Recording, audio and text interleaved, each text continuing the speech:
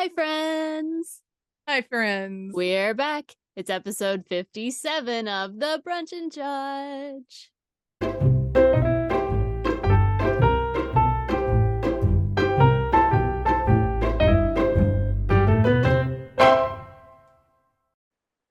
It's our crazy weather episode. Yeah, it's the our post crazy weather episode. it's the everything got destroyed in Kentucky, so we had to wait a while to do things episode. Oops. Ruth. Oh, It was yeah. bananas. You know, I heard that. A lot of our friends back in Lexington, their power's still out. Well, it's probably not still out now, but it was out still on like Sunday, and so Spencer didn't get to like hang out with some of his friends online because they couldn't. Right.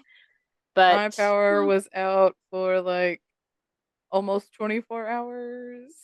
hmm, there's something kind of nice though when the power goes out. Like there's you find that like at first you're like, oh my god, and then you find something to kind of entertain yourself, and then you're just chilling in the quiet, usually reading a book, just kind of Yes, like you got me the Kindle. mm-hmm. So I had like because it had the light on it. Yep. And I had my power bank ready to go for my phone and the Kindle, and I had the candles. And so I had my window cracked a little bit, and buddy, the wind was ridiculous. I was just like, man, my house sounds like it's gonna blow down. Oh god. And then it was like finally, later that night, the wind just finally stops, and so it's really quiet. And then I'm just sitting here reading, and then I can just hear all these tree branches Ugh. snapping Ugh. all over the place. Like it was just like cracking and snapping, and I'm like, this is not good. This is not good at all. And then then I get that text from my power company that's like, oh, we'll have your power back on by Monday. This And was you're Friday. like, By Monday at 8 a.m. And I'm like, oh my God. I'm like, if I don't have power all weekend. But I did get out of work from my part-time job because they didn't have power at all. So it's like, what's the point in going in? We can't do anything. Can't open, can't do nothing. Just can't do payments. Nothing. It's actually, in case you're curious, it's actually not safe to let public into most buildings when the power goes out. Right. So keep that in mind. We have to close because this is stupid. I don't care. If our power goes out, we have to close because we have an elevator. I don't really know what that has to do with anything. Because, well, it's like, I guess people who need the elevator can't use it to go upstairs. It's not like you need the elevator to get into the building or anything. Like, right. I don't know. Well, my main job, the power went out, and they made us hang around for an hour. And I'm like, this is dumb. Okay. And then I was like literally the only one working for like a good 30, 40 minutes. I'm sure. While everybody else was playing on their phones. Because somebody called in Friday morning and was like, I need 20 signs by the end of the day. On the day that the tornadoes are supposed to hit. And I'm just like, you can't come pick them up, idiot, because we're all gonna be dead. And so then he comes and he's like, oh, we can't pay for him because the power's out. It's like, he didn't think to like bring a check because like, hello, power's out. No, apparently. Anyway, he's like, I'll send you a check in the mail. Whatever. Oh, hey. It was just aggravating. I'm your host, April. Oh, and I'm your host, Claire, the one in Kentucky that had no power or internet for the longest time. But this week, we are discussing not only the crazy weather, but also around the world. Yes. But first, Claire, weather aside, what are you judging this week? Something that none of you all care about, but they will care. Yes, they will join us. Yes. Yesterday, I get home from picking up my groceries at Sam's. Literally pulled in the driveway, and my dad calls me. Now, my dad never calls me. Okay. Mom is always the one. Diane is always the one who calls me. Joe never calls me, so I'm like, what's wrong? Right. I always assume when a family member that doesn't call very often calls unexpectedly, someone's dead. someone's dead, someone's in a Right. hospital, something bad has Right. happened. Something happened. Yes. Yes. Yes. There's been a car accident. There's been Mhm. something bad. Anyway, and so he was, what are you doing? I'm like, just got back with my groceries. And he was like, did you hear that the Lexington Legends have changed their mascot?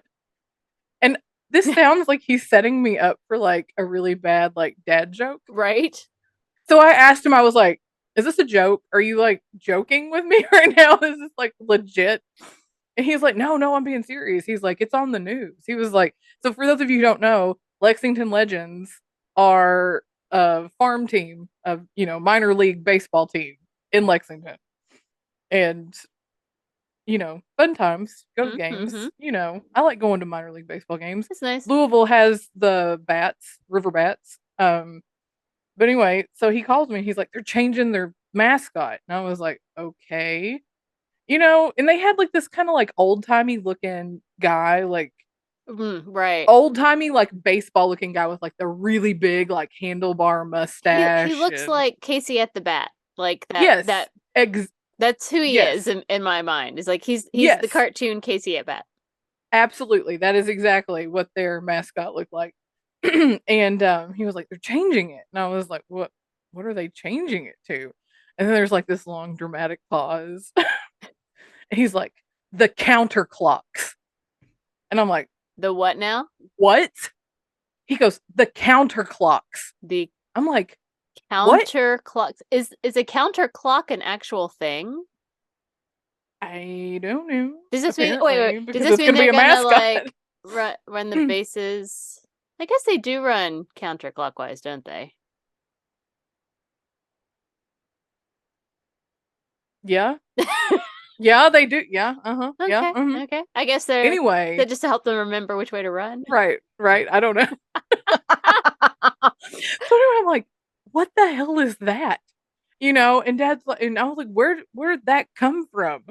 He's like, well, it's because because Kentucky's a big horse state. We have horse racing. Yeah. So I've been told. Right, yeah. He's like, because when they run horse races and the Derby, they run it counterclockwise. And I'm like, that What? still doesn't make any sense. You can't make a mascot out of that.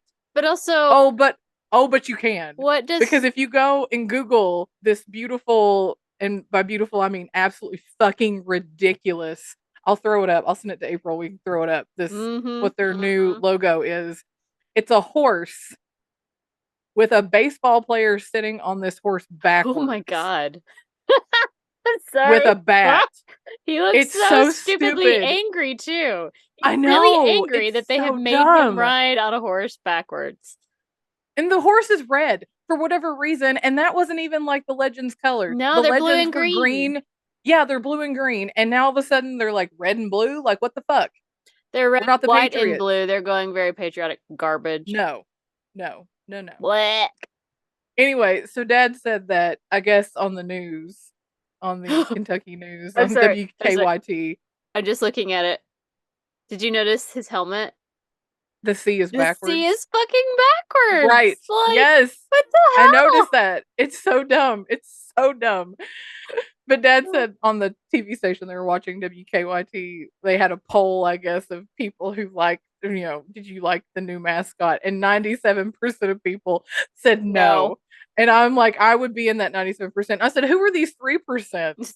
And Dad goes, probably the people related to the people who came up with this stupid idea. I argue I'm like, probably. that most of them are actually people who misunderstood their choices and they just chose the wrong choice by mistake. Probably. Because there's actually always a percentage that does that just reverses it in their head. And yeah, they're like, oh yeah, I choose the wrong thing. Yeah. Lord. Anyway, that's my judge. Is because it's dumb.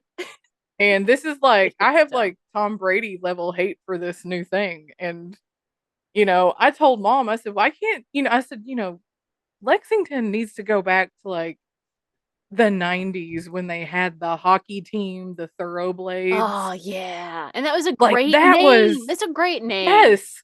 Yes. That was like the best. Like, that's giving the nod to the horse industry without being fucking stupid. And also relating it to the actual sport it's talking about. Yes. So, That was, and mom was like, I was telling like, yeah, I was like, I remember going back in the day, like we went to hockey games all the all the time time. Mm-hmm. in youth group. That was one of the good things I about know. youth group. We go to Hockey hockey games. games.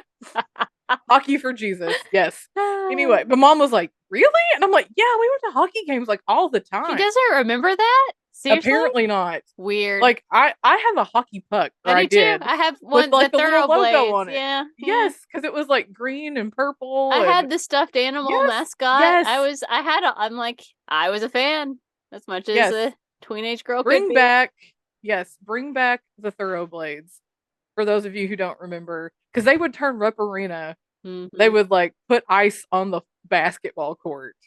They would Oh, turn Rupp Arena into it's not, the, the floor sits on top of the ice. It's always there. well, yeah, that was, but that's what it was like. Yeah, yeah. It was always, yeah.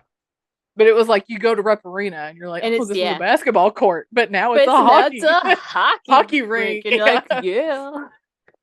And it was always fun because it's like, hockey games. It's like watch Yeah, them get the into adrenaline fights. was And really high. I just remember having a hard yes, time because most of it would just be going, oh, it's like, yes. oh And I will, my god. then you'd have the mascot, and the Yeah. mascot would come out and skate on the fucking ice, and Mm-hmm. that was, yeah, Thoroughblades. That was definitely like one of the better mascots out there. Just saying. Yep. Man. You all need to go. You all need to like kick. And like I said, their colors were definitely 90s, like that purple and green. Yes. Yes. Loved it. I It was loved very Taco every Bell esque. single thing about the Thoroughblades. It was Yes. perfect. It was perfect, okay? Yes. I was heartbroken when they left. I was like, no, I it's the know. one random sport I liked watching. Because they were like a farm team for the San Jose Sharks. Mm-hmm. Because I remember you could buy like shark paraphernalia in the, Mm-hmm. you could buy the Yeah. Thoroughblade stuff, but then you could buy like San Jose Sharks stuff too Sharks. in the gift shop stuff. So yeah.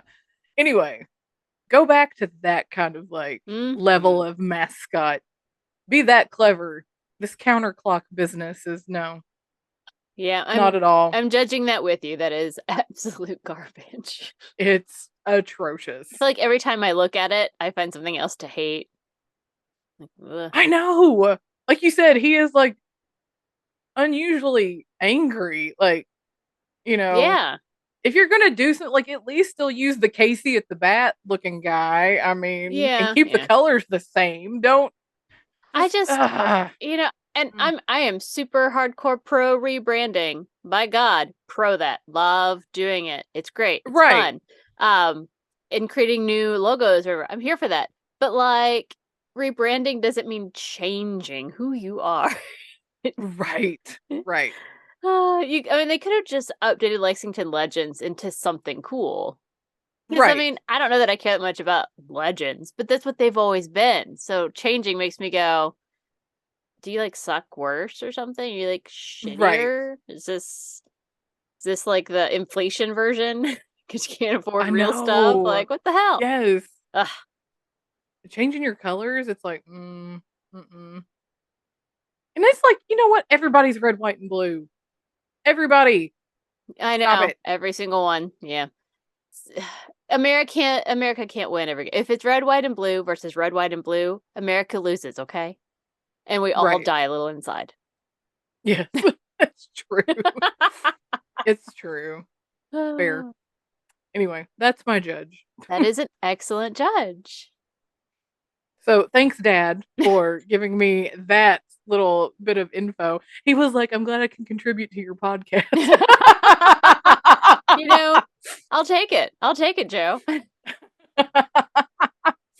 Oh, so anyway, what are you judging this week? This week I am judging, I guess me, but also Ew. but Okay. also more like awkward situations you find yourself in and you panic. Gotcha. You know what That's happens. fair. Like you're That's thinking fair. it's gonna be fine and normal, and then suddenly a thing happens and you just like feel it inside. You feel the oh Right. god, You're like, oh oh, god, oh god. And then I am a confident, outspoken person who doesn't give a damn, honestly, about how people perceive me. I mean, I try to be polite. I'm not in my day job. Right. You're I'm not, like, nice. I'm not rude. awful, but Yeah. I'm really good at just like being firm and shifting things, especially at work Mhm. because it's my job. But for some reason, this one took me. So last Friday, we had our monthly coffee and coloring program. Now, I'm here for that. now Coffee and usually coloring. it's like me and one or two other people. Um, but after talking to some other people, they said, if it was at noon instead of 10, we'd be able to come. Right. And I'm like, oh, sure, I can do that. So this was the first time I had it at noon, and I had 6 people show up, which is good. It's very good. Okay. Um, People that I didn't know, I knew one of them. One of my regulars came, but then like everyone else was a new person. I'm like, okay, this is fine. It's all women. It's all, Okay. I'd say, let's see, 4 of them were, 50s plus, probably older, really, but at least 50s plus. And the other 2 I would peg somewhere in there, like our ages, maybe the 30s, maybe 40s, like Okay. that general time. Yeah. Elder millennials. Right. Elder millennials. Um, and so like I'm excited. I'm in a good mood because like, yay, people came and everyone's eating my snacks, which is Yes. important. They're coloring their pages and people are chit-chatting and introducing themselves, and I'm asking questions about programs that they'd like to have because that's how I get all my info. Yeah.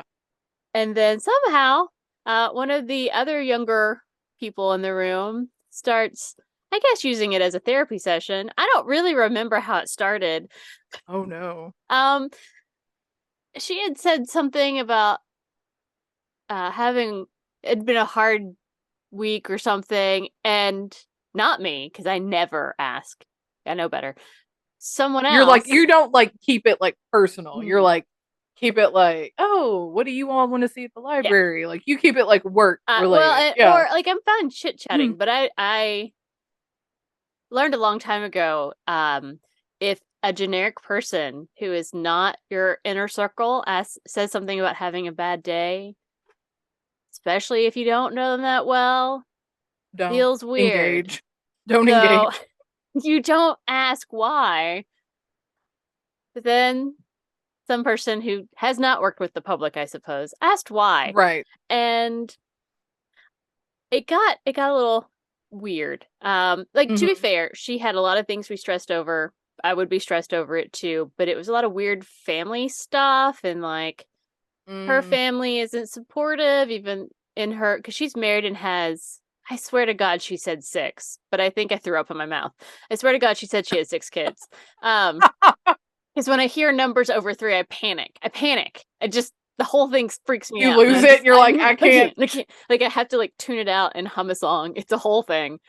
There's something about more than 3 that really just She fucks me goes up. into overload, and it's like she's like, "Cannot compute, Mhm. cannot compute." Because like I can't control my face. Like I know that my face is like, like deer in headlights, freaking out, having like a nervous breakdown. So I just shut down. It was like that one time, like, I'm not gonna name names, but we were at a friend's house, and that couple had just gotten married, Mm-hmm. and they were talking about their love story that had only Oh, yes. happened, like, over, like, a month or something. I mean, I remember, though, I couldn't control my face. Like, it was one of those that I was just sitting there probably like I don't even know what my face was doing, but I was probably not even, like But so, they're sitting there talking about how, like, it was such a God thing that they came my together, and it was God, just like I mean, I think I was, like, probably mortified, like, sitting there listening to it. I was just like, "Oh my I can't I with this right can't. I now." can't. So So, no, I get the whole, like, can't control it's your like I face. can't. Well, and so Like like because of that, I think it is shut down now. That I'm just kind of like, so I just no idea what's happening. right. So that by the time I tune back into the conversation, it has become God language, and it's like, Ooh. she's like, I know that God's gonna get me through this. And I'm like, no, he isn't. I just know that, I just need to keep reading my Bible and that'll give me the answers. And I'm like, no, it won't. And I'm done. Like, and so like everyone else in this group, is echoing stuff back to her. And I'm like, okay. And they're like, yeah, just whatever church feels good, you just trust. And I'm like, oh no. And I'm sitting there for a solid, swear to God, because I watched the goddamn clock, 27 minutes, in which it is this Oh back and no. forth thing. Like there are moments when I think it's going to ebb away, but it comes right back, and it's like they start talking about Mm. different books that have helped them, and I'm going, Oh no. like I'm having a panic attack You're like, I can't because deal right now. I'm just sitting there like coloring, going, I cannot say anything. I'm going to get fired. I can't, I gotta shut down, man. Like I'm so freaking out because it's very fucking awkward and I can't, Right. I am like cycling through my brain. What can I say to break this up without being an asshole? And I'm like, I don't Right. know. I don't know. I don't know. I'm like freaking the shit out. Um, so sorry. I didn't know what to do because I have not been in a situation like that since I moved here. Like I've never been around anyone that has brought up God language that I couldn't shut down. Like a one-on-one is easier to do. Right. But when you've got like a group like that, that's But like, really getting into it. Yeah. and you know, because I was trying in the beginning, I was trying to say helpful things like, we are born Right. into a family, and that is one kind of family, but you can also create a family. And, Yes. so like, because I want to be like, I'm really sorry that your family is not very supportive. They sound like assholes, honestly. I don't know. She kept trying to like, be like, well, but they're, they were so great when I was growing up. I'm like, cool, cool, cool, cool. But, kind of a thing. Right. So like I was trying to like be supportive, and I even Right. clarified some things that she was saying that weren't, you could tell she didn't have a specific knowledge background. So I was like, oh, well, this could be blah blah blah, and that she's like, irrelevant, you don't care, I don't care. But like then it turns into this, and I can't stop it. And I'm dying because I don't know what to do, Claire. I don't know. Like even now I'm so panicking about it because I can't even remember all the things that got said, other than there's lots of praying and God speaking to you because you can hear his voice. Oh, the one that I almost lost it, that I literally was like gripping the table because I was freaking the shit out, is when she says, I know all of my negative feelings are just the devil trying to get my soul. And I'm going to fucking die here in this moment. Because I'm like, No. it's okay to have negative feelings. It's feelings. Oh It's my fine. god. Oh It's my not god. Satan. He's not coming for your soul. Oh my god. And I'm dying. Because, like, what do you do? Holy cow. I knew there was another piece there that I was like, there's a thing that I wanted specifically to tell Claire because she would die with me. Negative the Ugh. negative thoughts in my head are Satan. Oh my There's lord. I don't Satan even know. trying to take my soul. That's what she said. Because I'm dying. She's literally sitting next to me. Like I can't even like. It's like the catty corner thing where our tables. I almost And wish I'm I'd like, been there because I wouldn't have been working. I'd been like, no, that's not what that is. and I'm Like, just like, no. and it's just like, just keep praying to God, and I'm like, okay, or throw a wish in a well, or I don't know, take a flower and blow the things, make what turn your And necklace everybody around. Like else in the it's. group was like responding to this. Like, There was one woman who was, I realized much later, was just as silent as I was. And okay. um, she was an older woman, but she was from India. They had moved here not Okay. that long ago.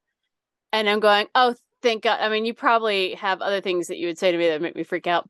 because I'm sure it's normal. But like, I don't, I don't even know what to do.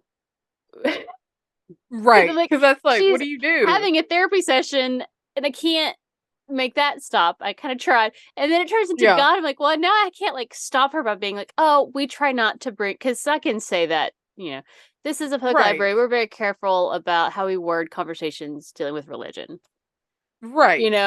but when they're having like this therapy time, like, how to even, this is a situation I never thought I'd experience. I'm like, you're supposed to just be coloring your damn coloring pages and drinking your freaking Drinking your coffee coffee. and Yeah. enjoying the chill hop music I put in the background so that you can chill the fuck out. That's the point of coffee Right. and coloring, okay? You're like, we're not here to discuss your ridiculous family dynamic. Okay. We're not here for Lord. that. Ugh.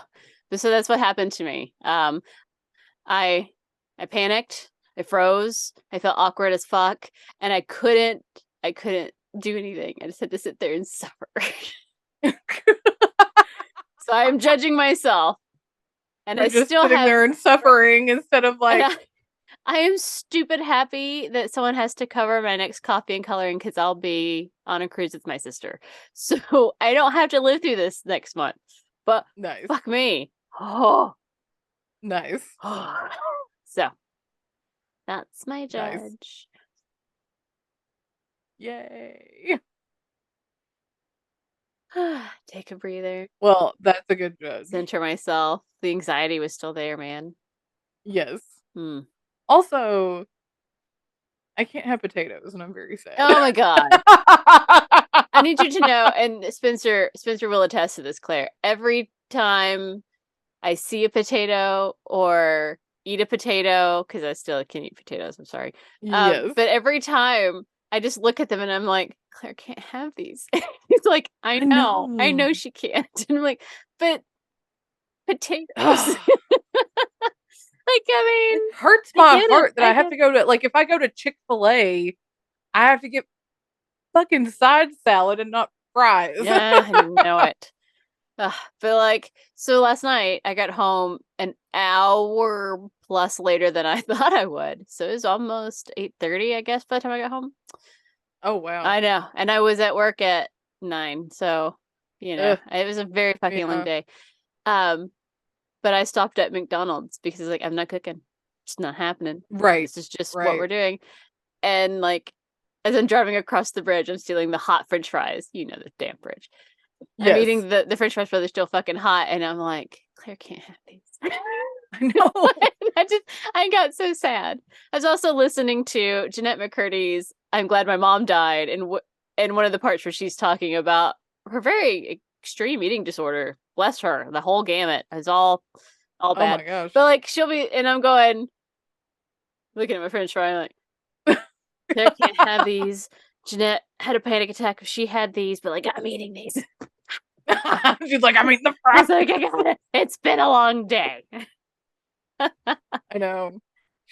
But I'm allowed to have Chick-fil-A as long as I get grilled chicken. Mm-hmm. I mean, it's fine. Because a 12 count grilled chicken nugget only has 200 calories. That makes sense. Chicken can be a safer alternative, I suppose, in the Yeah. land of And whatever. I can have cheese. I can have cheese. That is all that really matters. If they cut out cheese, I would just be like, nope, fuck it. I'm going to be fat. I don't care. Mm-hmm. Just be fat. I can't have cheese. That's sad. I mean, we all have our thing. For me, it is actually French fries. I'm sorry. Just, I have to, if I don't let myself have them once a week, I am sad. I'm sad. I'm stupid Right. sad. So that's my one. I mean, it is. It's just like we went out Saturday and I didn't get a baked potato. I got asparagus and Brandon made fun of me and Yeah. it was just like and then my mom was like, "Ew, why did you do that?" Because apparently my mother hates asparagus. Really? Yes. It's such a There is a random assortment of food that my mom does not like that surprises me. Like cottage cheese. Oh no, I hated cottage cheese until like a year ago. So I get that. Because she thinks it's like It feels snot, but weird. then It she feels weird in your but mouth. then she also likes okra, but I'm like, okra is like snot. Not Come if you on. fry Like, it. no. You fry that crap. I know, right? Still. Whatever. Anyway, like she's weird. Mm-hmm. But I'm like, so says the woman who eats canned peas. Ew. Right, exactly. Anyway, Okay. I digress. It's fine. We got distracted. It's fine. We did. Oh, hey, so this week's topic, like I said at the top of the hour, is around the world. And I Yay. think I go first this week. Pretty sure. Yes. Yes, you do.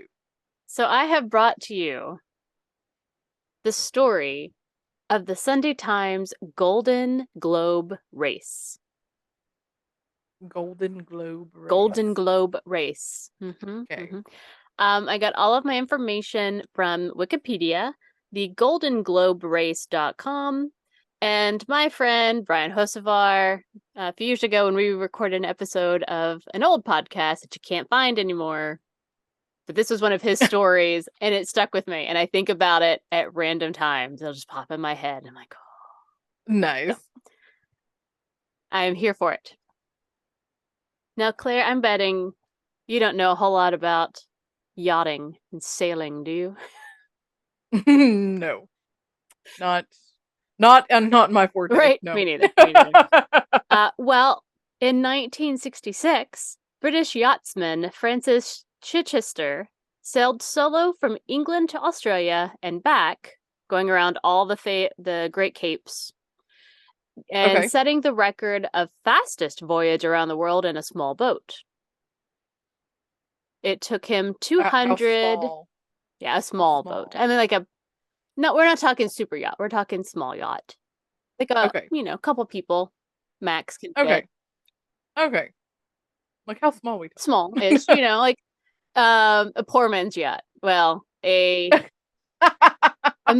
a millionaire's yacht, not a multi-millionaire. So not Jeff Bezos? No. Okay. No. We'll not be dismantling any bridges for this. Gotcha. Okay. So it took 226 days, and including his stopover in Sydney, which would have added it to 274 days. So it was a huge big deal, and he ended up being celebrated when he got back and was actually knighted by Queen Elizabeth. Because good for him. So that meant that the only thing left to conquer was going around the world non-stop. Without stopping in Sydney. Okay. So, he went to Sydney and he stayed there and, resupplied or whatever. Right. So, in 1968, a whole 2 years later, through 1969, because it takes a while, the very first non-stop, single-handed, round-the-world yacht race was announced. Ooh. It's a race. It's a race. So it was sponsored by the British Sunday Times newspaper. And there was no entry fee. There were hardly any rules. Basically, the rules were you can't get outside assistance. If you need to fix your boat with the stuff that you brought, you're not supposed to go buying shit or whatever, I guess. But I don't know. I'm not sure what all the rules were, but you could not get assistance. Gotcha. And there were hardly any qualification requirements. And when I say hardly, I mean there weren't any, not one thing, which is entertaining. And you could start your trip anytime between June 1st and October 31st of 1968. I feel like this might be a cluster like that very first marathon. Would I ever bring you a happy story where everything works out perfectly at the end? What's the fun in that? That's where I see this headed. I'm like, ooh, this sounds like that marathon story. Ooh, Tell me more. Tell me more. Okay, so there were two prizes. The Golden Globe Trophy would go to the first person who is able to complete the trip unassisted, going via the Great Capes, which includes Africa's Cape of Good Horn, Australia's Cape, I'm going to butcher it because I didn't look it up, Leeuwin, Okay. and South America's Cape Horn. Mm-hmm. So, trophy for doing that. There's also a 5,000 pound prize to the person who did it the fastest. Okay. So there were 9 sailors who thought, you know what? This seems I'm like a gonna do good this. idea. Let's do this shit. Right. Yeah. Right. I will say I'm not going to go into any of it because I don't care and you don't care. A lot of them were able to get sponsorships or had done some things before or whatever. So, you know, Right. some of them actually kind of had a big idea. So they started with 9, but 4 of them had some bad starts. So first we're going to talk about John Ridgway. He started on June 1st, on the very first day. And he figured out quickly that his boat was not really up for a serious sea voyage. Whoops. He also got really lonely, and I mean, that's fair. It's all alone time. That's all you got. And Right. Yeah. he ended up arranging a meetup when he's, because I think you can stop for some supplies. You just couldn't let anyone outside help you, like fix anything or Right. whatever. But he arranged a meetup with a Gotcha. friend and exchanged some mail and gave his friend some of his boat logs and ended up getting a newspaper in which he learned, this makes me laugh, that technically it's against the rules to receive mail.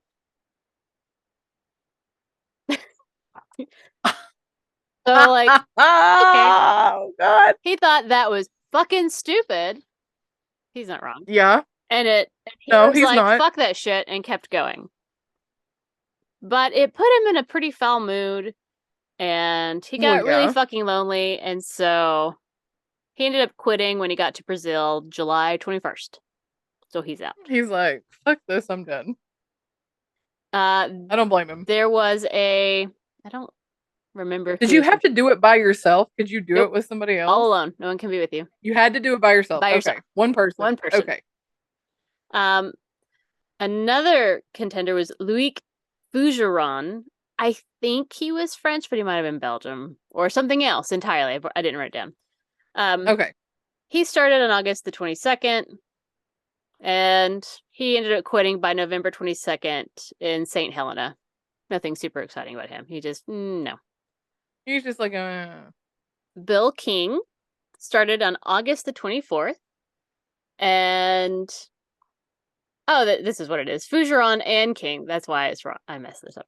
Fougeron and King were both in the same area and hit bad storms on Halloween. okay. Fougeron's boat experienced a knockdown, which means that the mast, like the boat tilts enough that the mast goes into the water. At which point it could pop up, but it could do a full 360 and right itself. Right. Whatever. But King's boat actually did the roll and ended up losing his foremast, and so they kind of quit in the same general area. So Bill King also quit November 22nd. So they're out. They're both like, nope, we're done. We don't want to do this anymore. And then Alex Carosa, he started on October 31st, and his boat was so not ready.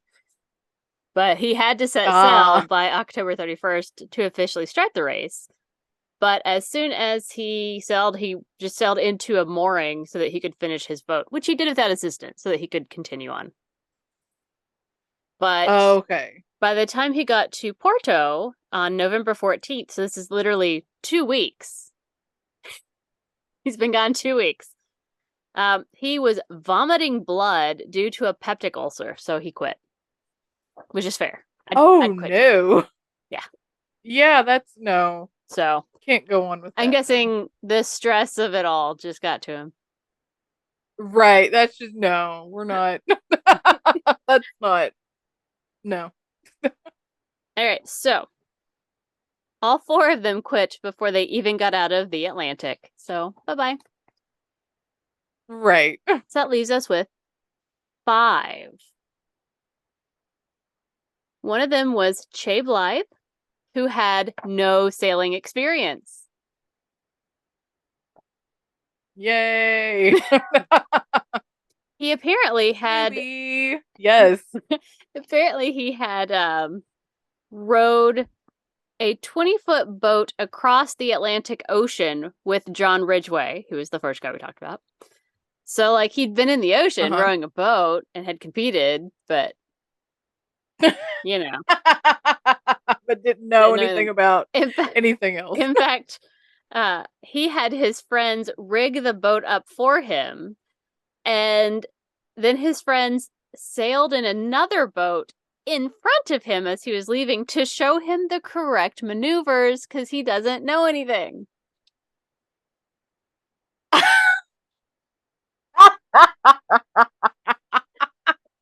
Yes, I am here for this guy. Yes. So he had lots of What happened to problems. no assistance? Yeah, well, What happened they to no weren't assistance? technically giving him anything or fixing anything, or they were just and a boat in front of him. I don't know. Like semantics. Semantics. Exactly. So he had issues with his boat, and at one point realized he had contaminated fuel in his generator and didn't Ooh, that's no have bueno. a working radio. That's no bueno either. So he did have to stop for repairs. I think the maybe radios being fixed is allowable because that's how they know where the fuck you are. Right. But he continued on to see his limits. Oh, I guess maybe not because he continued on. Yeah, like I didn't just write this morning. Good lord, Right. it's the names. The names are so confusing. Okay, there's 9 of them. Okay, so he had to stop for repairs, like I said, but decided he would continue on and test his own limits because he was technically disqualified again if he told anybody. It's the 60s. Ah. But he made it past the Cape of Good Hope, and then he was like, that's enough, I quit. So, I'm like, He's like, I don't care. good for you. Eh. Good for you, Peter. All right. He's like, it's far enough. I don't care. Nigel Tetley. Nigel. I He don't know why I actually had like a that pretty name. decent run on a. So there, I will tell you, there is an area down around the Capes. It's like the forceful 40s or the something like the winds and the waves are really bad. Uh-huh. Like that's the people. Small boats don't fare well in nasty Right. water like that. So Right. that Yeah. was a problematic area that everyone had to deal with when they got there. For Nigel Tetley, he had a few bad days, but then there's a nice calm day in December. And while he thought, it's nice, I'm going to work on my boat a bit, started cleaning the hull, and he saw a 7-foot shark prowling the boat. Ooh. And so he ended up catching it and hoisted it aboard for a photo. He kind of had a good time. This guy was pretty chill. I mean, yeah. But ultimately, his boat was having a lot of problems too. He did make it all the way around. And as he was getting closer to England, because this all is happening in and out of England, as he's getting Yeah. closer, his boat was really falling apart. So he did his best to kind of like maintain the repairs because at this point, you don't know this yet, but like he's getting really close. He's gonna like win a prize and he's super excited. But he's racing. So he Right. gets really nervous and keeps trying to push his boat to try and get there as fast as he can. But then on May 20th, he runs into a storm. And when he wakes up, he Aw. finds that there's a large hole in the main hull and is taking on too much water.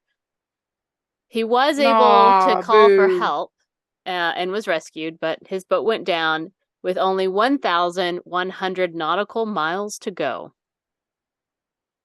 Aw, I boo. That's know. It sad. is sad. It's very, Ah, very sad. I was really pulling for Nigel. Yes, right? Pulling for Nigel. Okay. Donald. Why am I trying to say Daniel? Donald Crowhurst.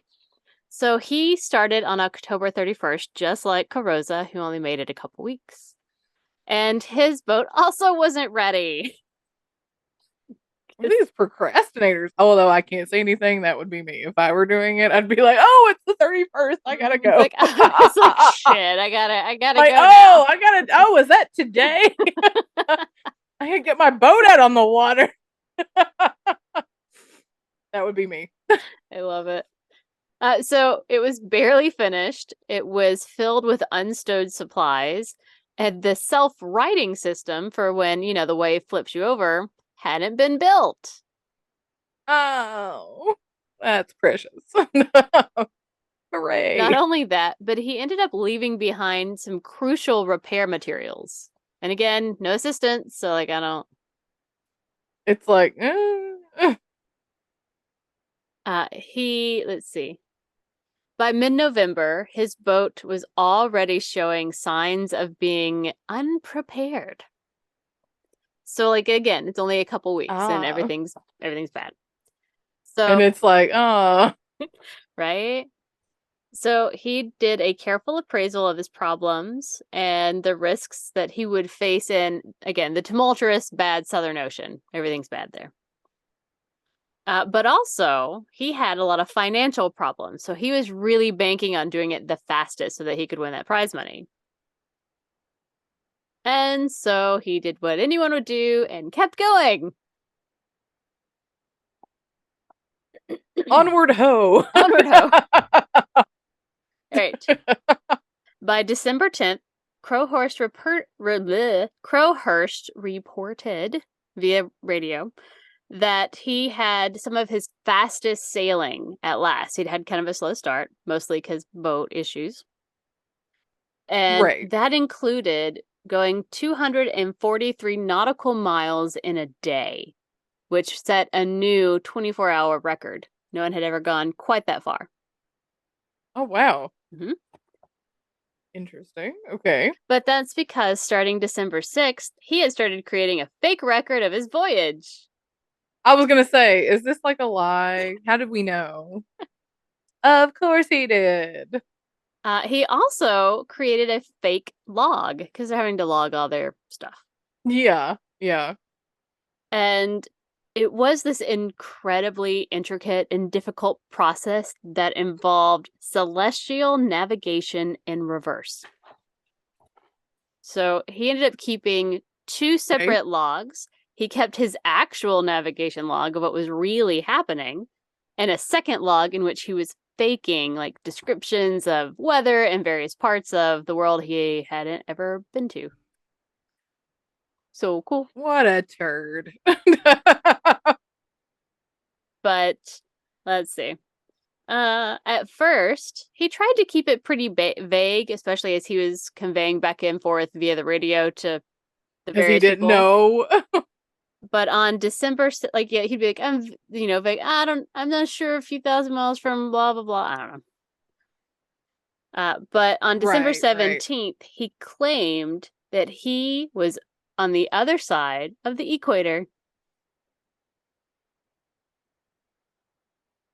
So, But he wasn't. nope. But he never really left the Atlantic Ocean on his particular voyage. As he sailed on this imaginary voyage around the world, he was actually just sailing in circles in the Atlantic. What a dick.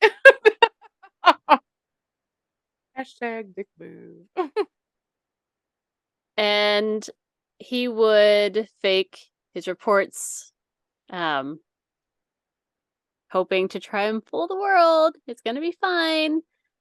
Nothing bad's going to happen. I'm going to win the money.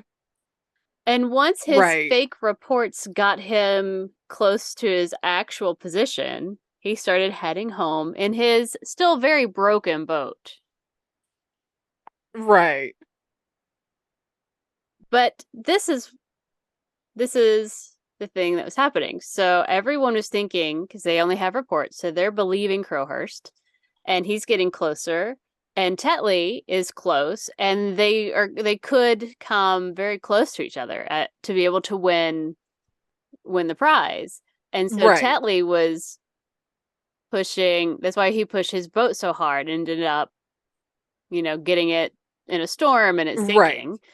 And as soon as Crowhurst heard that Tetley's boat had sunk, he really slowed down his race to a very slow, like, well, I'm just going to putter in now.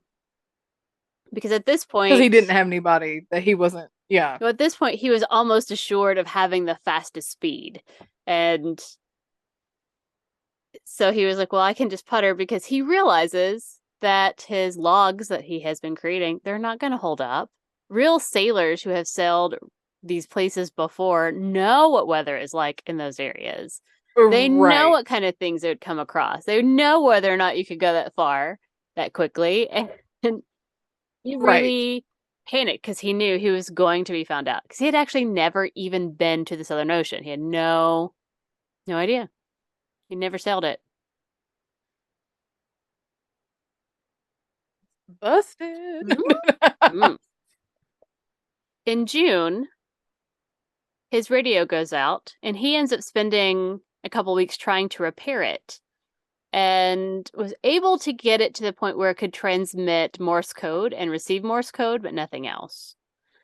And he started getting bombarded by newspapers, being told that he was going to be welcomed with fleets of boats and helicopters and like all the Oh, things. snap. And that is when he started freaking out, and he started writing down Right. his philosophy manifesto. I'm not sure what you want here. The theme of his writing is that a sufficiently intelligent mind can overcome the constraints of the real world. What? For the following 8 days, he wrote 25,000 words. Just, you could kind of see he's drifting. You kind of read into his madness. What? Like he's lost his mind at this point. And he quit sailing his boat, and it just kind of is going on its own. He's not paying much attention to it. He's spending his time writing his, again, I don't know what this is, a philosophy, a manifesto. But finally, on July 1st, he concluded his writing with a garbled suicide note, and they assume he jumped overboard. So they didn't find They him. did not find him. He had apparently unalived himself. Okay. And his boat was just found drifting, abandoned. Wow. It's super sad. And when Brian was telling us, it was really, really fucking sad, because he was like reading journal entries and like, no. I mean, it's really bad. Like, he got into a situation and it got over his head, and he was like, shit, I'm gonna be found out. Right. But we're gonna put that aside and move forward, because there are still more people in this race. Bernard Moitassier was a French sailor, and he had successfully sailed Cape Horn and written a couple of books that were pretty highly thought of in sailing circles. And So he knew what he was doing. He knew what he was doing. He was fairly. He had actually done it already with his wife, so like just not alone. Okay. He's like, I got this, Gotcha. whatever. And he thought, or he hoped, that doing this would be a really great experience that would give him some more. He was very spiritual, actually, and he really wanted it to give him the ability to write a new, better book because of the experience. He was absolutely not in it for the fame. In fact, he pretty much just rejected the entire philosophy behind the race and was like, fuck that. He's just like, I just want to do this for me, okay? Well, and so like he got more and more annoyed by the whole process, and basically was like, you know what? I quit. Fuck this shit. And so instead, he ends up sailing nonstop to Tahiti after circling the globe 1.5 times in order to save his soul. Wow. But what's even better is that like he didn't really tell anybody. Like he didn't tell anybody what he was doing, but from where he hadn't communicated much, the newspapers thought he was really fucking close. So they're writing it in the newspaper, and they're all being super excited, and France is like, a Frenchman is gonna win this British race, ha ha ha, you know. And so the French government is going to, you know, send, you know, Navy fleet ships to come and escort him back home for like the whole thing, because you know how they are. Right. And it was really kind of that reaction that pissed him off so much. He's like, fuck this shit, and went to Tahiti. And he finally, after being tired of the reports, he fired a slingshot message in a can onto another ship near the shore of Cape Town and announced his new plans. My intention is to continue the voyage, still non-stop, toward the Pacific Islands, where there is plenty of sun and more peace than in Europe. Please do not think I'm trying to break a record. Record is a very stupid word at sea. I am continuing nonstop because I'm happy at sea, and perhaps because I want to save my soul. I love it. I'm here for that. Good for you. Mm-hmm. Good for him. Yay, Bernard. I know, I enjoy him. He's like, fuck this shit, I'm going to Tahiti. Right. Like, I don't need your money. I don't need your money. I just want to go to paradise. It's fine. All right. Number 9, final guy. Yes. Robin Knox Johnson. That's a pretentious name. He was also faced with a lot of issues. His self-steering gear kept failing repeatedly. And after he used up all of his spare parts, because he took the whole no assistance thing to heart, he ended up learning how to balance the boat in order to sail a constant course on her own. So he MacGyvered it, is kind of how I read it. He actually, from the beginning of the race, was considered to be the most unlikely to win because he had kind of a shitty boat. People thought it was shitty. They were all like, yeah, it's a stupid boat. Right. And again, he had a lot of problems with it. It had leaks and the rudder was loose and the whole, you know. Right, yeah. Self-steering gear went out. That's a lot. That sounds like a problem. But he was the only one to complete the race. So he won both prizes. Wow. That's amazing. Mm-hmm. So even though he was basically the little boat that could, because that's amazing. Every other boat could not. They all failed. It just didn't happen. Or they would have won, and they were just like, no, fuck this, I'm going to Tahiti. That's amazing. I will say, good for him. Good for him. I will say that Robin Knox Johnson was not only the only person who completed the race, but he was also an all-around good guy. He actually donated his 5,000-pound prize to the family of Crowhurst to help them. Okay. Because, you know, this was the race that made Crowhurst lose his mind. Like, just... Right. Boy. Well, that was nice. So, I mean, slightly less happy than the first Olympic marathon in the U.S. No one died in that marathon. No one really completed it well. But no one died, at least. But unfortunately, in the Golden Globe race, it did not work out that well.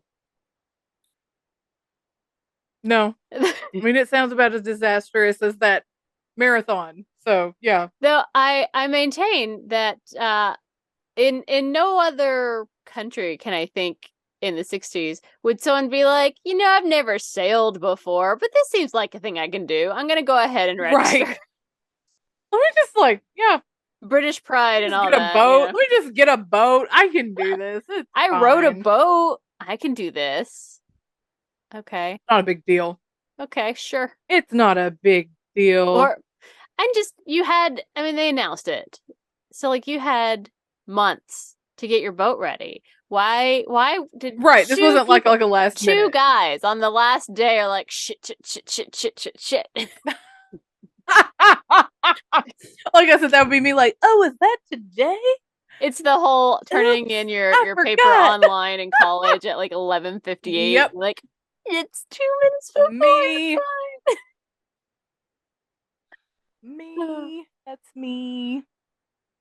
But I was that yes, person because I'm we have all been that the person. queen, the queen procrastinator. Well, that was excellent. I enjoyed that. Thank you Thank for you. that around the world story. Around the world, literally, they had to go around the world. That is, yes, they did. All right, Claire, what have Excellent. you brought us for around the world? I'm going to be talking about a guy named, and I didn't look up pronunciations either because, I knew all but no one. I power, had one that I was no like, inter, what is this thing? no power, no internet. Um.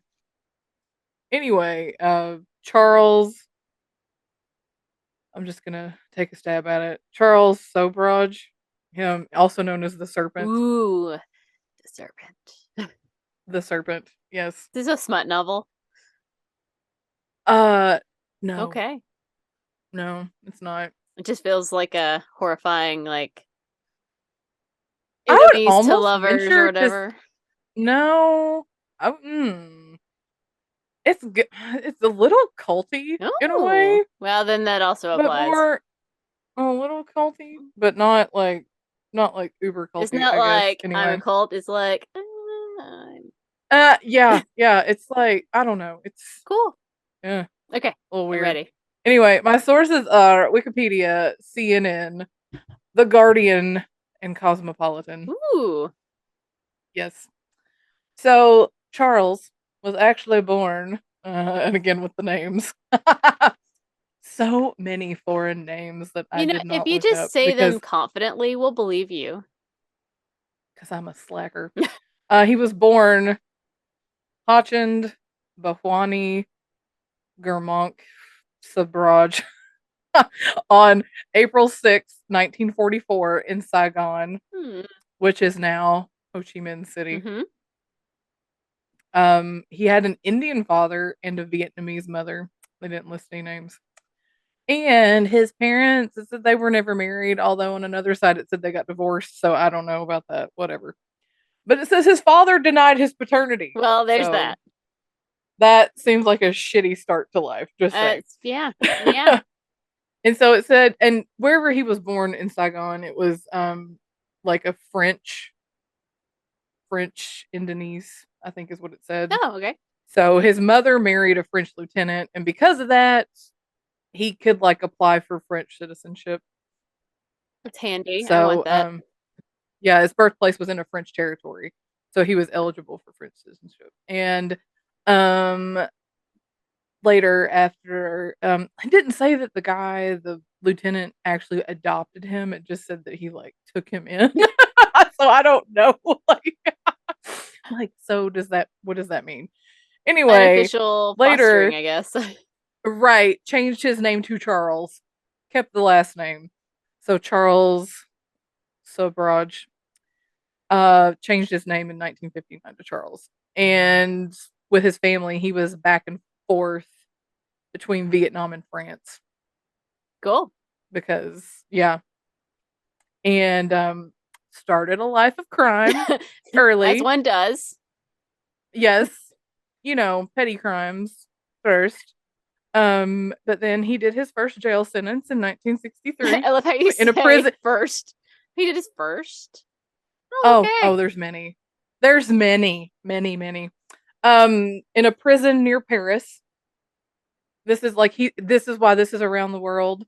There's world hopping and he kills many people from around the world. Oh, So well, then here we go. All right. yeah, yeah, yeah. So that's why mine's around the world. Mine has many places in it. It doesn't actually go around the world, but Hey, it's however you want to interpret it. That's our rule. right. I love it. I See, love it. exactly. Anywho, let's see.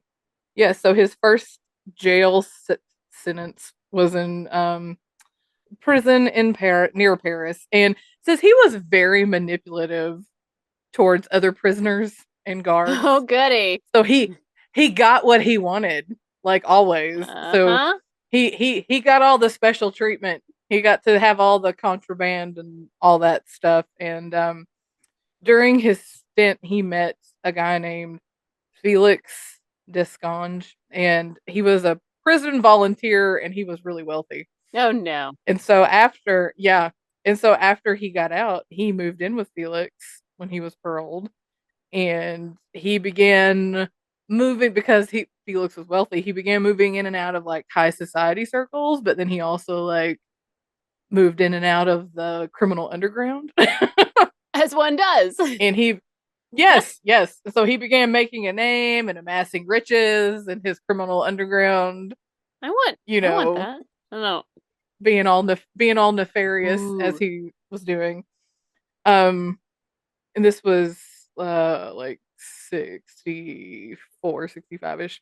And he Wait, winds hold up on, hold on. meeting a woman. 1960 Yeah. something? Is that what you're telling me? Did we pick Uh-huh. the same decade again? We did. Unknowingly. How did How we do do we do this? this? That's hilarious. I don't I love know. it. I Okay. don't know. This is crazy. Sorry. But I know that is funny. So he winds up meeting a woman named Chantel Companion, and eventually, I mean, they date, they're romantically involved. Eventually, he proposes, but he's arrested on the same day that he proposes. Oh, Uh, God. Sure, why not? yeah, for fleeing the police in a stolen car. I mean, what what How else are you romantic. gonna what else are you supposed to do in the stolen car? Right. Do they really expect you to not flee? I know, right? But it's Okay. just like how romantic. Yep. Oh, but she stands by her man after he does 8 months As one for that does. little stunt. Stand by your man. Uh-huh. And then when he gets out, they get married. So Charles and Chantel get married. Poor And Chantel. in 19 I know, it's just like I why? can tell you Why? it's not gonna work out. It's not gonna work out. No. And in 1970 they leave France and Chantal is pregnant and they escape another arrest.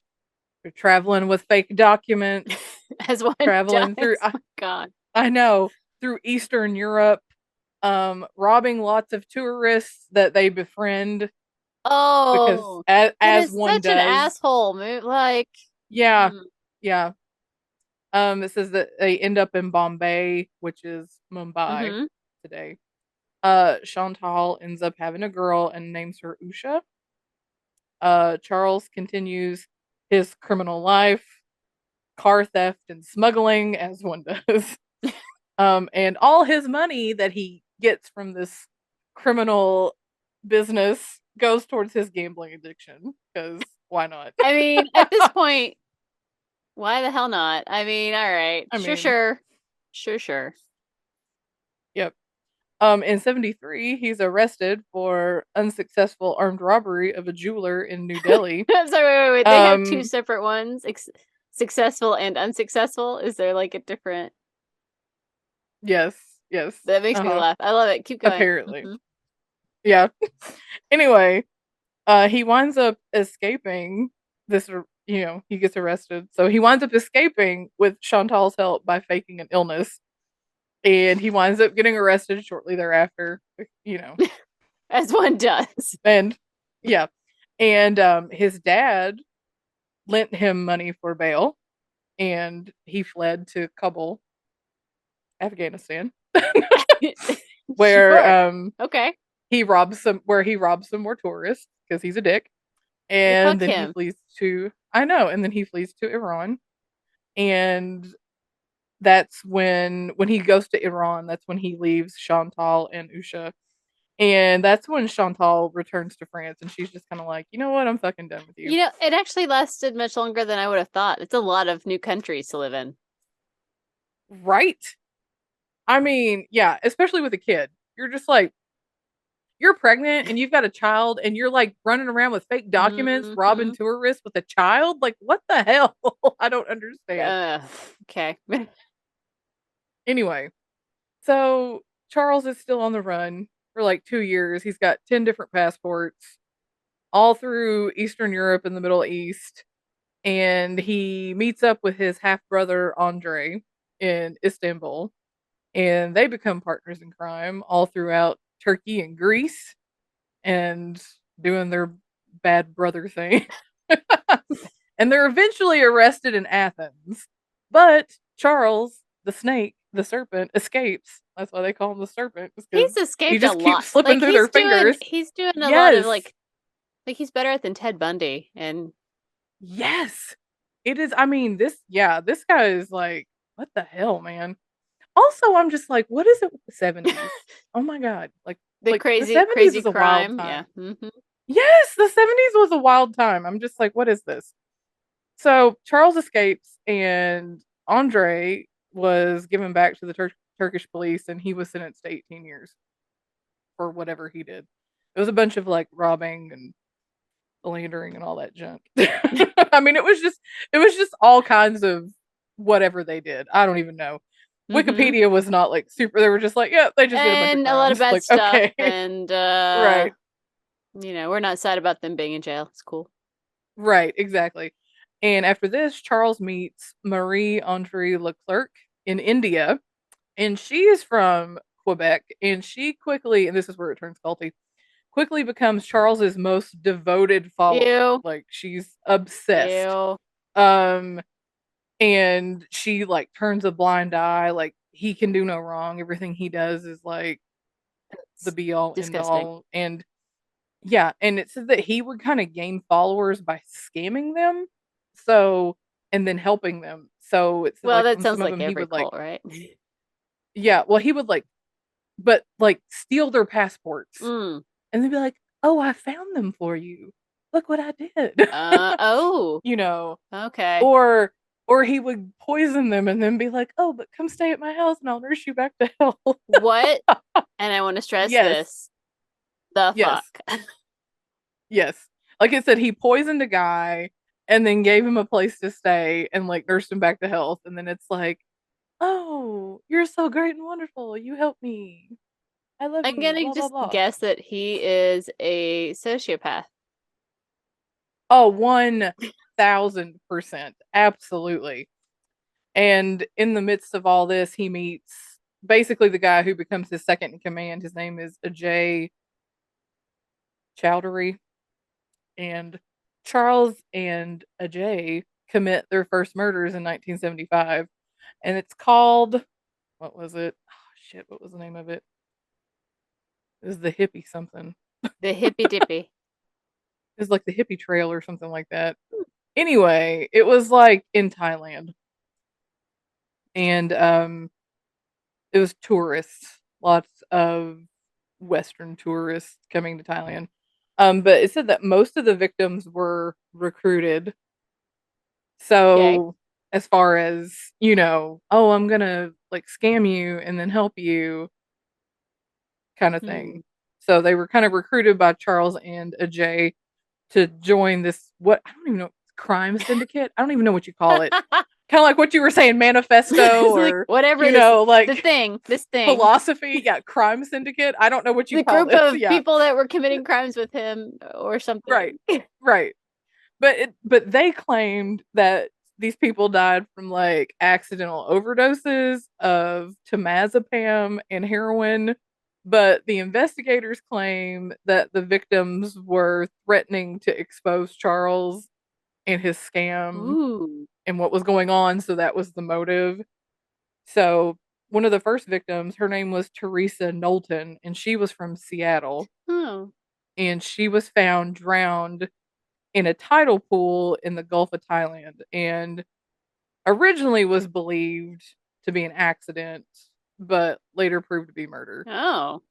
He was found wearing a floral bikini, which later there's another chick who was wearing a bikini, and so at one point he was dubbed the Bikini Killer Ooh.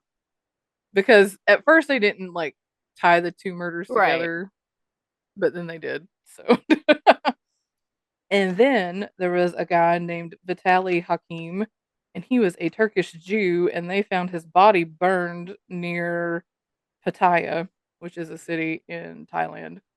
So this is where it gets a little crazy. There were two Dutch students, Henk Ben Henk Bentanja and Cornelia Himker. He was 29 and she was 25.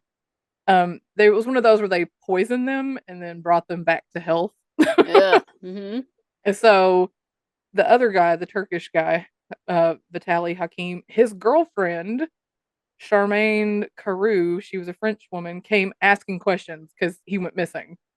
So she was like, he was in this area. I'm looking for him. Oh. And Mm-hmm. so, fearing exposure, Charles and Ajay killed the two Dutch people, Henk and Cornelia. No. So their bodies were found strangled and burned because they were afraid that these two people would say, "Oh yeah, we saw him. He was here." And, so they got rid of them and burned their bodies, and their bodies were discovered December 16th, 1975, and then soon after that, Charmaine, uh, Vitaly Hakim's girlfriend, was found drowned in a similar style bikini that Teresa Knowlton was found in, and that's when he was later dubbed the Bikini Killer because it was like, oh, this is like uncanny.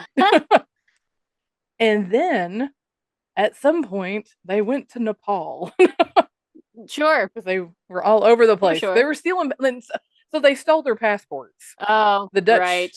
the Dutch people, they took their passports and went to Nepal. And while they were in Nepal, they killed a Canadian man named Laurent Ormond Carrere, 26, and an American woman named Connie Bronzich, she's Hmm. 29. And Charles and Marie used their passports to get back to Thailand. Oh, So they're okay. like killing people for passports.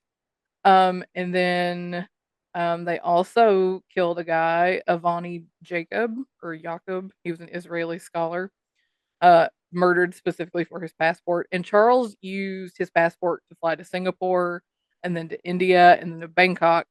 And when they got back, he and Marie and Ajay were interrogated by the Thai police, but then they were released. So I don't know. Oh, Like, it's just like, I don't know if they just didn't have enough to, right. like, because nobody was flipping on anybody. I mean, because Ajay was his second in command and Marie was like obsessed Obsessive. with Yeah. him. Mm-hmm. Yeah. And then there was a guy named Jean Luc Solomon that there were two other women, like college students, that got in with him and they tried to rob Jean Luc Solomon and it went badly. And so they wound up poisoning him Oh, because the robbery went wrong and they're like, oh, well, we're just going to kill like, you. okay, and bye. Hmm. But these are just the ones they know about. Like they said that could possibly be up to like 30 total people that died. They don't I know feel like total.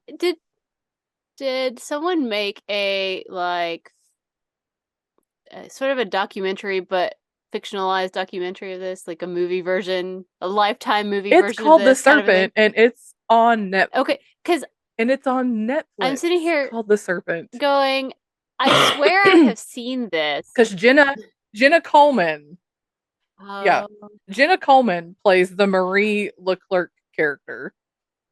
Yeah, they say I swear but I've seen, but then I don't know if I remembered that it they was. changed some of the names Well, and I though. don't know that I remembered it at this point. I didn't remember it being a true crime thing. I was just thinking about as you were talking, I was Oh, like, this is okay, that movie I watched. I'm like, oh wait, was that like right. This was a like a TV TV show show. version of a Yeah. real thing? I don't remember. Yes. Uh huh. Cool. Okay. And then at some point they went to Malaysia. They were into like gem stealing.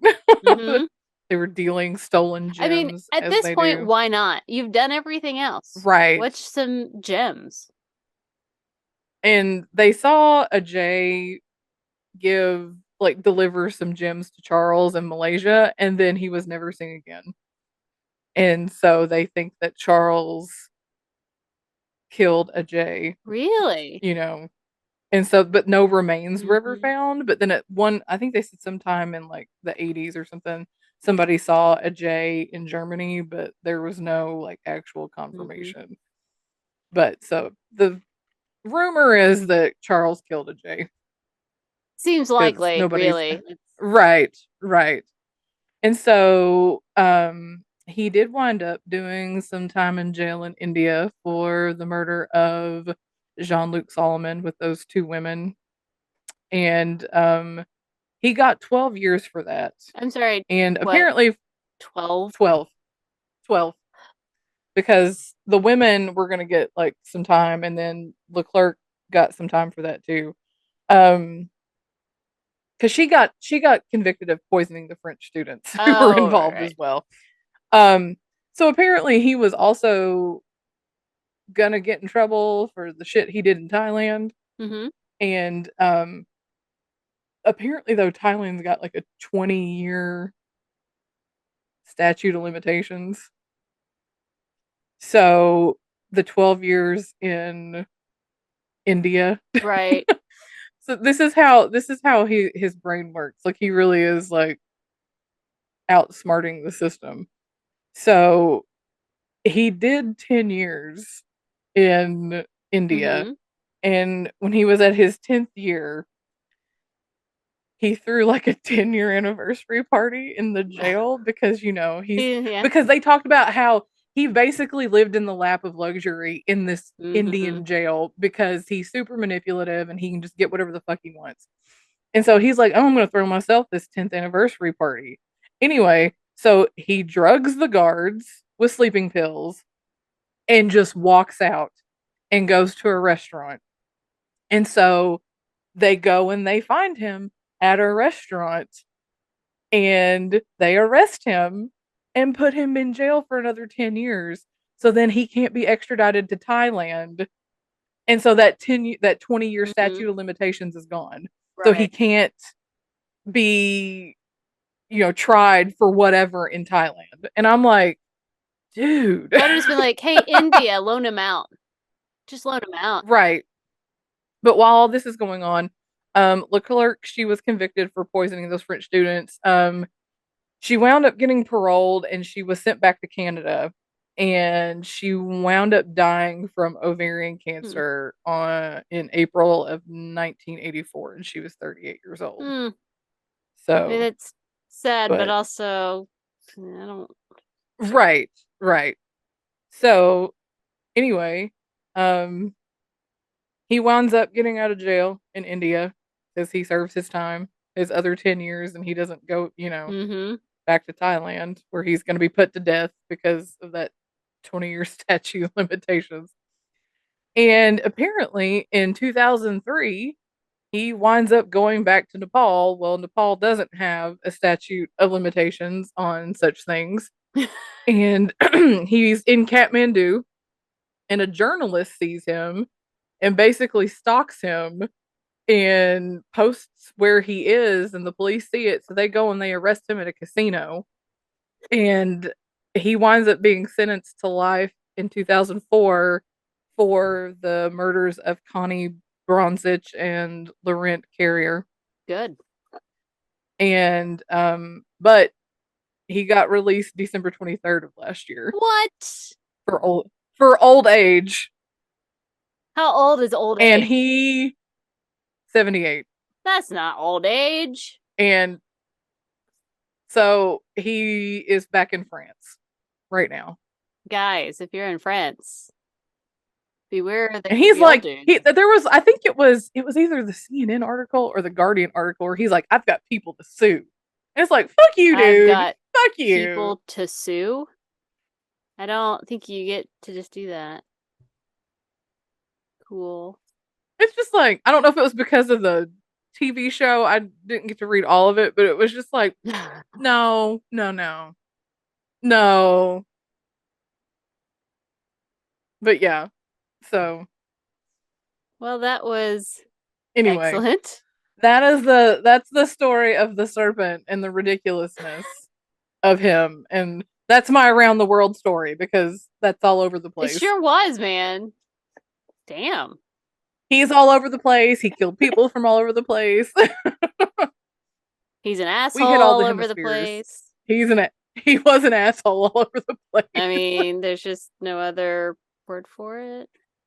And So he got out like the day before Christmas Eve last year. So he yeah, is now I'm back in like, why would France you do that? where he is a, Like, why would you? so they let him out because he's old age. I mean, like, part of me likes I don't that know. in for a lot of situations, but it's not this one. No, no. It's like some people Because don't I'm get like, out. because part of me is like, but how many people, how many other people did he kill that we Mm-hmm. don't know about? Yeah, it should have been, So, yeah, we'll no. let you out if you tell us Right, right, everyone else right, that you hypothetically killed. right, Like, whatever. Just like, whatever. right. Just like, oh, geez. Anywho, Well, I guess so, this is a good time to bring up our sweary affirmation.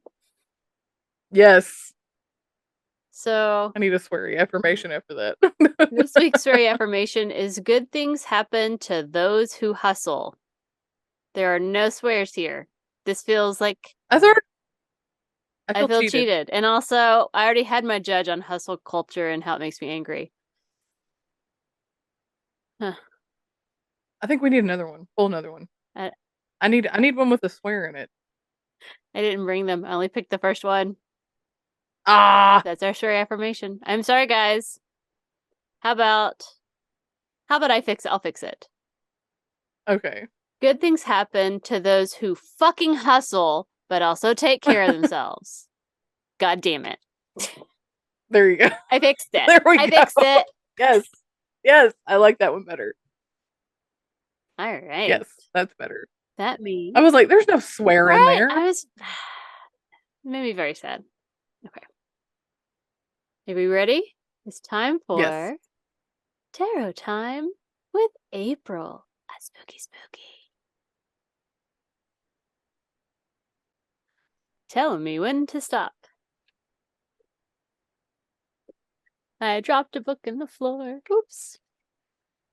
This is where I tell you that if you have not read Jeanette McCurdy's I'm Glad My Mom Died, you need to go do it right now. Or better yet, do what I did and listen to the audiobook where she reads it to you. It's I have it like, on my Audible. damn. Like, I can't wait. It's in my I need you to read it so bad because I'm okay. like, fuck, fuck, fuck, fuck, fuck. Stop. And I don't want to like, I don't want to give anything away.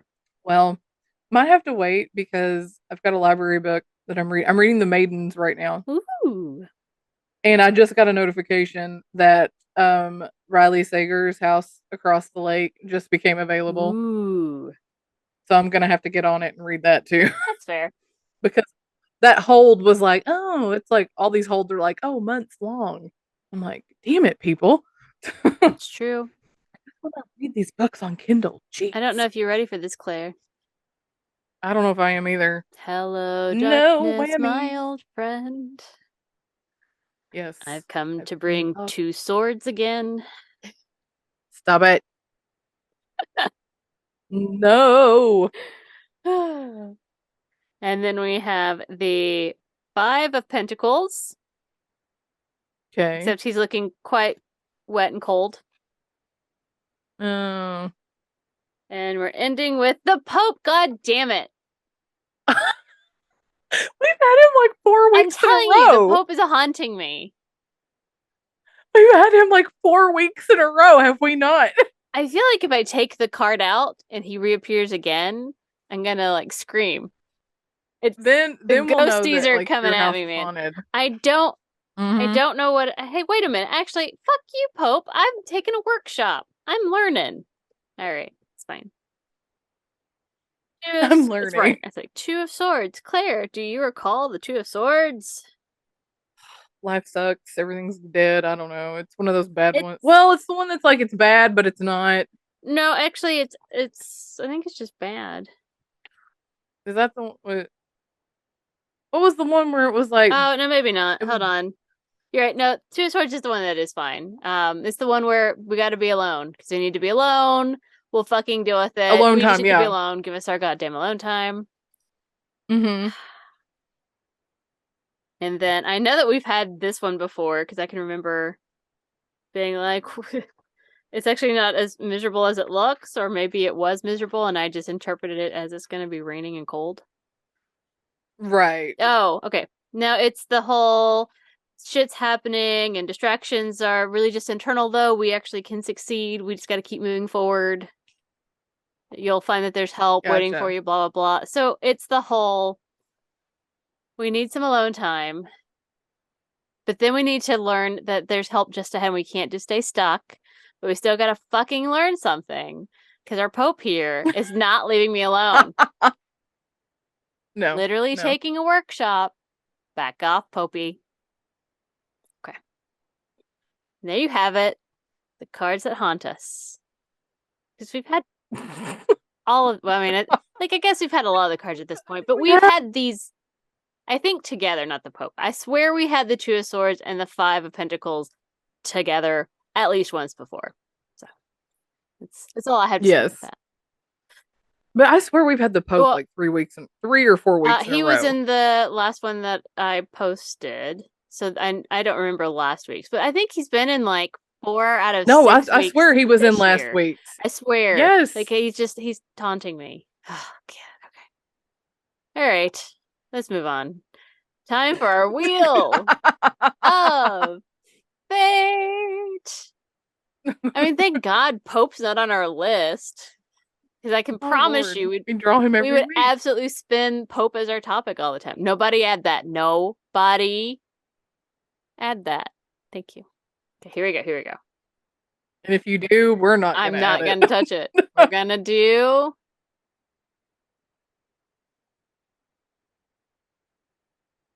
Yeah! Scariest shit ever! That feels good. I like that. All right. Whew. That's a relief after our tarot cards. I'm like, okay, I can do that. I can do scary. I can do scariest shit ever. I'm scared of everything. Guys, I'm scared of awkward conversations that happen in my copy and coloring class. So, right. Just can't win. All right, well, join us next week as Claire and I bring you the scariest shit ever. I know we've had this one at least once before, but that's okay. Whole new story, whole new scare. But until then, please follow us everywhere. You can find us in all the things and all the places at Brunch and Judge. And please follow, like, subscribe, share, all the fun, good things. And you can send us emails with topics that you would like for us to do or stories you'd like to hear, none of which involving a pope. You can send those to us at... Nope.